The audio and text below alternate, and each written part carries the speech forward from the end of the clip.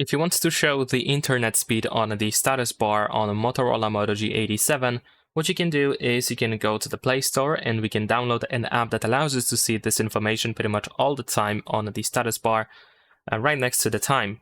So we're gonna use the search option and then we're gonna tap on this search field at the top and you can type internet speed meter or something similar to that. You can also use suggestions, of course. And you should be able to find this app as an example. So I'm going to use this one. I'm going to show you how to set it up and how to use it to see the internet speed. It's actually very simple. We just have to open it and we have to grant the notification permission for the app and then it works instantly. You might not see the internet speed straight away, and that is because, of course, you might have lots of notifications. So be sure to dismiss them for those that you actually can. And there we go. Now, as you can see here, we have the internet speed. And that is pretty much it. Leave a like and subscribe.